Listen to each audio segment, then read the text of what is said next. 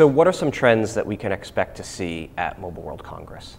You want to pay attention to the smartphone size, because phablets aren't going to go away, and some people are certainly going to be pushing the envelope. Can you have a 6-inch, 6.5, 7? I mean, things that rival the size of a tablet.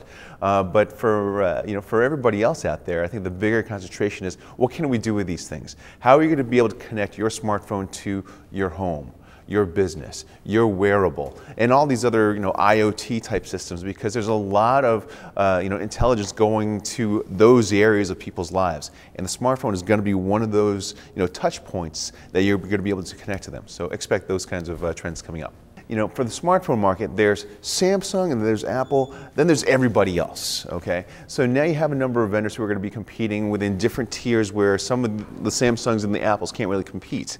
I mean, if you take a look at where Motorola and LG and Nokia slash Microsoft have made bets, they're going deeper and deeper into, hey, we're going to have low-cost devices, below $150, below $100. So now they're able to approach more customers on their terms rather than the company's own terms, at least as far as pricing goes. But at the same time, you look at some of these other companies, they're diversifying away from just smartphones. Okay, HTC, they announced a partnership with Under Armour back at CES. I'm expecting we're going to see some more clarity around the company's wearables strategy.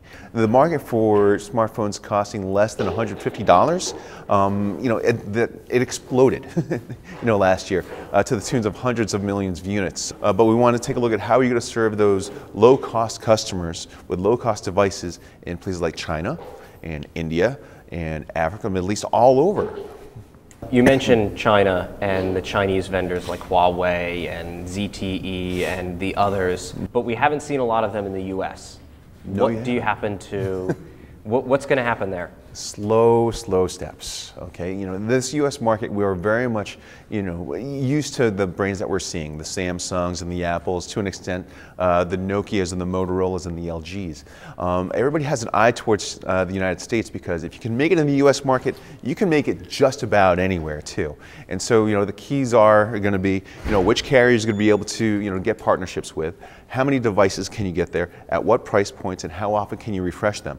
Now, here's the last point that you want to bring up is, what are you going to do differently than what Samsung and Apple and Moto Nokia have already done? Because people have been through those movie reels before. Okay, so we need to see a lot of a differentiation. My bet is going to be on price. If you can get a high-end phone for less than, say, $300 or less than $200, you're going to have a number of segments approaching you, even though they don't know your name brand as well and as popularly as some of the other brands that we're used to.